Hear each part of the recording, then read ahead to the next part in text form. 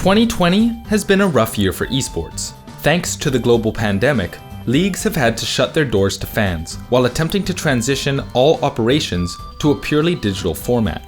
Considering that production and broadcast staff for these events have never had to function remotely, many games which depend on split-second reaction times have suffered greatly by being pushed into an environment rife with latency issues and changes to timing and muscle memory. More than any other genre, fighting games require pinpoint precision in timing, spacing, and reactions, with many top players understanding their moveset down to the exact frame data, translating into fractions of seconds. For years, fighting game players have begged developers for improvements and innovations in their online multiplayer netcode, but to date, only a handful of developers have taken steps to cater to the online player base. For example, Street Fighter V, arguably one of the most popular traditional fighting games today, only recently updated its infamously terrible netcode, a full 4 years and 2 new additions since its original release. While this constant neglect has been mostly free of consequence, months of quarantine and dozens of cancelled events have brought a newfound importance to online play. On May 1st, the Evolution Championship Series, considered by many to be the Super Bowl of the FGC, announced that it would be cancelling its 2020 event due to concerns over the length of the pandemic.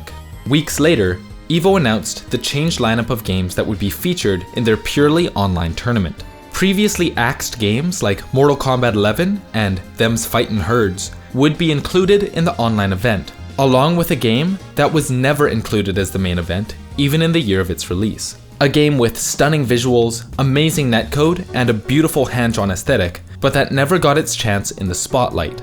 A game that stayed alive for 8 years through the love of its fans and continued developer support for close to a decade.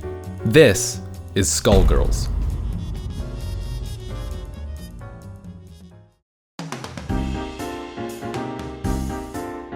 This battle is all in the mind.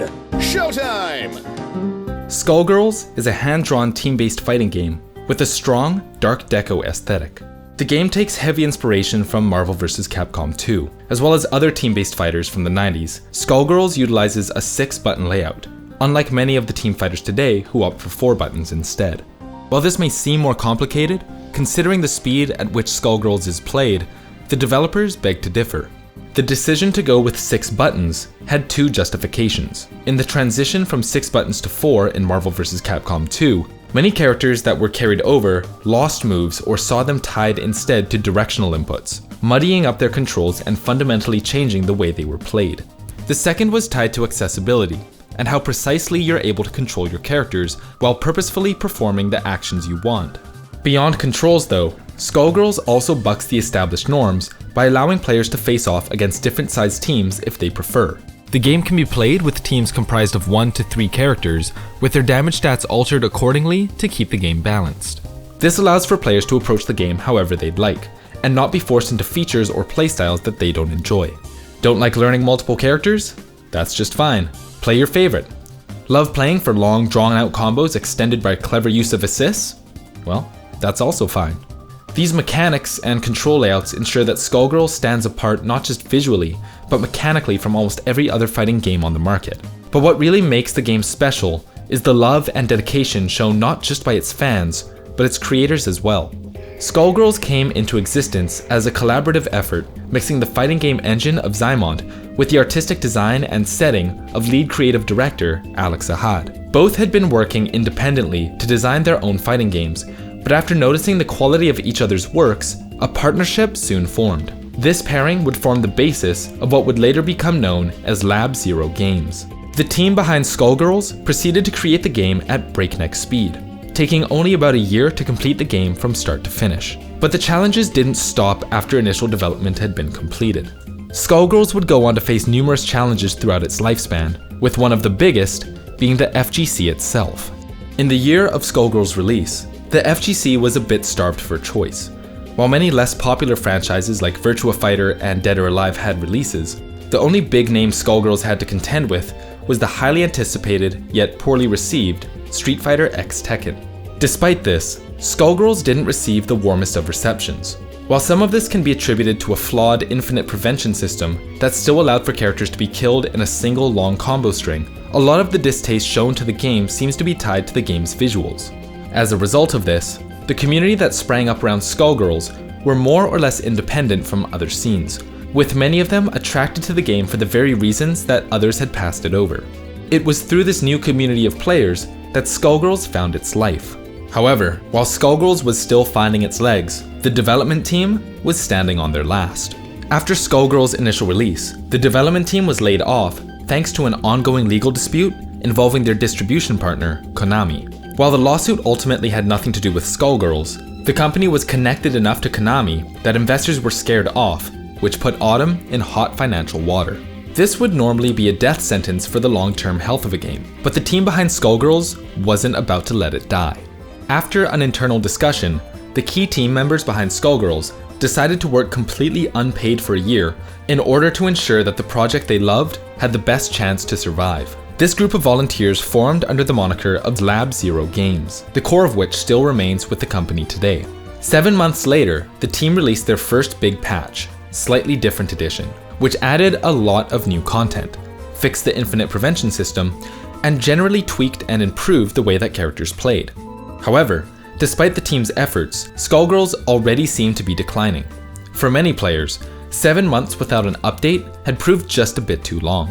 I think the biggest thing that kind of slowed the game down and made it progress and kind of decline in player base was when the SDE, which is the second patch of the game, got delayed by a lot. It was supposed to come out like that summer of 2012, and it didn't come out until like Christmas or January of 2013. It was like really, really long. I feel like we've lost a lot of people who were ready for it to come out in the summer.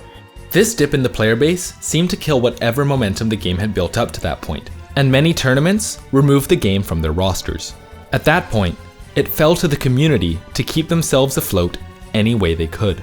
Despite their best efforts, tournament entry remained low at first, with some events seeing entry numbers in the single digits. Then, in January of 2013, the Evolution Championship Series announced that the last main game spot at EVO 2013 would be decided by a month-long donation drive, with the gaming community that raised the most money having their game showcased as a main event. This had been the signal that the Skullgirls community had been waiting for. Many of the players who had left the scene came back in hopes of gaining the EVO spot that their community had been denied in previous years. Throughout the majority of the drive, Skullgirls remained in the lead, but when it came down to the wire, a pair of $10,000 donations in the last hour were enough to push Super Smash Bros. Melee into the top position, revitalizing the Smash scene and dashing the hopes of Skullgirls fans for their long-awaited moment in the sun. After the donation drive, hype for Skullgirls was riding high, but the team at Lab Zero was coming at the end of their rope financially. A year of working on the game for free had taken its toll, and something had to change. After once again coming together and discussing their future, Lab Zero decided to move forward with a crowdfunding campaign in an attempt to keep the ball rolling with their passion project. No one at Lab Zero really knew what to expect, and were hoping to at least finish one DLC character before closing their doors for good. Over the course of the campaign, Lab Zero was able to meet all but one of their stretch goals, making almost $829,000 compared to their original goal of $150,000. On top of this, after their huge donation drive, the organizers of EVO 2013 decided to include Skullgirls as a side event. With a presence at the world's biggest fighting game tournament, more content coming out, and the dev team finally getting paid again, the hype train was chugging again. What could possibly go wrong? Well, remember that lawsuit against Konami that we mentioned earlier? Thanks to that, Autumn Games and Konami had dissolved their publishing deal under which Skullgirls had been released. The result of this was Konami demanding that Skullgirls be delisted on both PlayStation Network and Xbox Live services, until a new agreement could be reached about the distribution of the game. At the height of Skullgirls' popularity, it was no longer available to buy on gaming consoles. In order to get around this, Skullgirls was rebuilt and re-released without the Konami banner, under the name Skullgirls Encore in February of 2014. With a new title and updated build, Skullgirls was back in action, free from the convoluted legal issues that held it back in various forms for almost 2 years. It was during this time that the community proceeded to move competitive Skullgirls forward in a big way. Fans started to pressure more and more tournament organizers to run Skullgirls at their events, and while many were still apprehensive, Others accepted and provided a home for the game.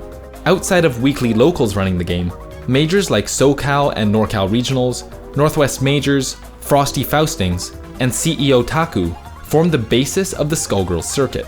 But unlike many games who strive to take the stage at Evo every year, Skullgirls turned to Combo Breaker as their game's largest tournament of the year. These consistent supporters gave rise to the golden age of Skullgirls, an era that would produce high-profile players like D-Kill Sage and Sonic Fox.